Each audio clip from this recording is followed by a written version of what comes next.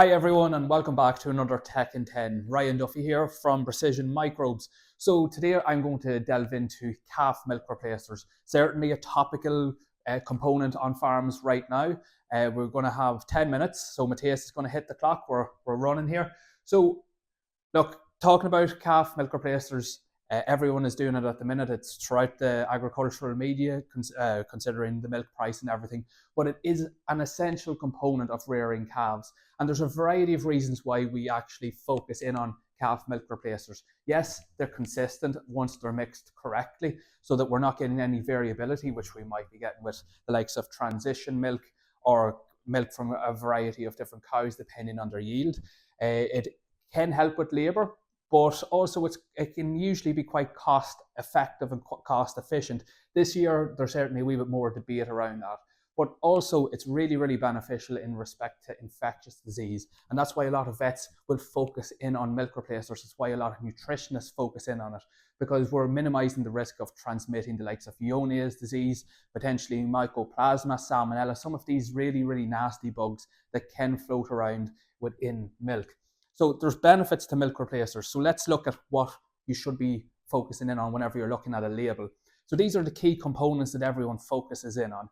You have your protein, your fats or oils, which I refer to as lipids. You have fibre and ash. Now, there's obviously a variety of other things in there, such as vitamins that are added value into the whole equation. But whenever we're looking at a label, it's very important to note that all of the ingredients are put on the label based on a descending order of inclusion. So if protein's at the very top, that means that it is the most plentiful nutrient that's actually present in that, and therefore then you'll be able to work out if it's a very focused on skim powder or if it's focused on whey protein, because skim will come before whey or whey will come before skim. So look, the levels that we're aiming for is the high mid 20s, 23 to 26%. The most important part of this is that it is a milk-based protein. That's step number one. Why is that so important? Because calves are born as functional monogastrics. They only really have one functioning stomach. And to degrade all of these sort of ingredients, they're actually utilizing their own enzymes, their own systems that they have within their own body. And they're tailor-made to consume milk. So that's why we really need to focus on giving milk-based proteins, the likes of our whey, the likes of our skim. Now, whole milk in itself is about 80% skim, 20% whey. So what we want to do is we want to try and replicate this as closely as possible. And there will be ramifications to this whenever we're talking about moving from twice a day to once a day feed. But you're looking for as much similarities to whole milk as possible. But we're aiming for around that 25% protein level. Again, milk-based, but also we want to make sure that we're keeping that protein protected. We want to mix milk replacer correctly. And the biggest place where people fall down in respect to milk replacer is they actually go way above 40 degrees Celsius. The problem with going over 40 degrees Celsius when we're mixing our milk replacer is simply we denature the protein. We make it unutilizable by the calf. The value in our milk replacer goes down, and therefore we can compromise growth rates. So we'll get into how we properly mix milk replacers. Lipids, or what we often refer to as fats and oils, that's the main energy supply in a lot of milk replacers. So we're aiming for around that 18 to 20% of the milk replacer actually being made up of lipids. And that's really going to drive your calf growth. Fibre is really, really important. We want bugger all of it. We're aiming really for zero of fibre, because that's indicating to us that there's plant-based proteins in the milk replacer. And what have we just discussed? Calves are capable of digesting milk-based proteins. Yes, as they mature, they're capable of consuming a wee bit of plant-based proteins, but particularly our young calves, we can't compromise on milk-based proteins. If we have a fibre content over 0.15%, that's really indicative that we have plant-based proteins. Ash, we want less than 8%. That is essentially indicating that we have a lot of minerals. And the problem with having a lot of minerals is it can induce scours. So that can cause an osmotic diarrhea. And again, it's a form of nutritional scour that we need to avoid. So keeping the ash below 8, really important. To be honest, most milk replacers are falling within these parameters, but keep an eye on it whenever you're choosing which milk replacer you're going with. So if we go into feeding strategy, for young calves, we're really focusing in on twice a day, morning and afternoon feeding.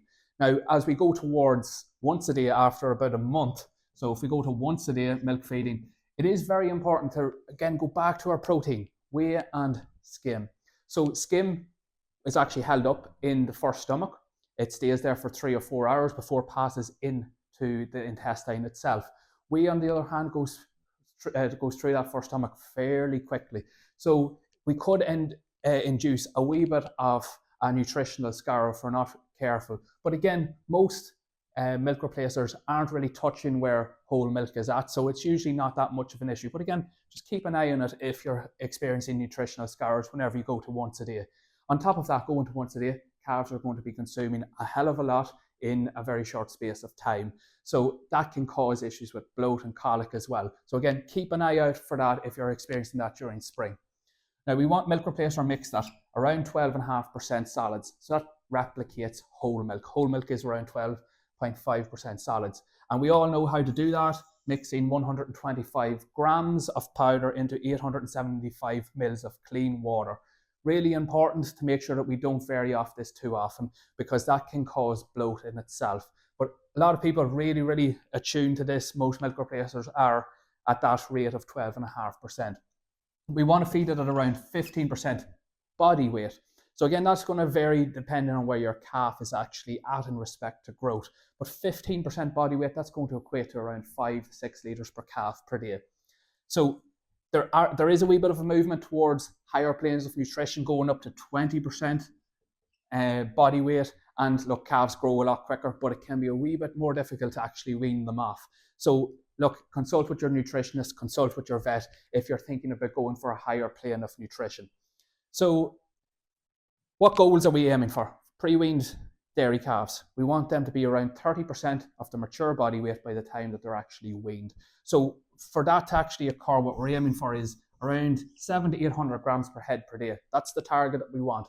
And obviously milk replacer is a fundamental component of this. Yes, we have crunch. Yes, we have forages as well. And we can delve into that in later videos. But that's really what we're trying to achieve with our pre-weaned calves. Now, during disease, a thing that often happens is people talk about actually taking calves off milk replacer or reducing the amount that they're actually getting. But just remember, during gastrointestinal disease or bovine respiratory disease, the two most common forms of infections in young calves, maintenance energy requirements are going up. Voluntary feed intakes are going down. And if you have gastrointestinal disease, there's also a compromisation of the gastrointestinal health and the absorptive capacity of that. So there's enough evidence out there now that if calves are experiencing disease, make sure you maintain them on the same level of feed, that we're not reducing it down to reduce the likelihood of nutritional scours or anything along those lines. There's any amount of evidence to back all of this up now. Now, what else do we have here? Whenever we're mixing, we've talked about this, particularly in respect to the very valuable proteins that we have. To keep milk replacer below 40 degrees Celsius, it's important to have a bucket of cold water, put our milk replacer in there, maybe lukewarm water. It helps with the mixing process, and then subsequently topping that up with hot water or warm water. Make sure it's below that 40 degrees Celsius. You can use a thermometer, or you can use your hand itself, because if you're not willing to put your hand into it, it's probably too warm. If it's too warm, we're denaturing the valuable proteins that we've already paid for. So it's a no-brainer, again, to just keep that going. In respect to mixing it, during stresses or cold, we can go up to 15%, so 15% solids. So that's 150 grams and 850 milliliters of water. Most important thing with calves is consistency. We all know bovines of varying ages, they love consistency, be that a milking cow or be that a suckler cow or be it a calf. They love consistency. So focus in on time you feed them, the temperature you're feeding it, the mixing rate that you're doing, the teat, making sure it's consistent, particularly between changes, and even the height of the teat is consistent. Really important. Now just remember, all of this liquid is going past the esophageal groove, through it, and into the intestine or into the stomach. So nothing is getting into the rumen. So that's where we're going to have to talk about water in a later video of Tech in 10, because we need to get water into that rumen to make sure that the rumen microbes are really proliferating the way that we want. So that's a very quick recap on milk replacer. If anyone has any questions, please leave them in the comment section below and we'll be back on to you. Thank you very much.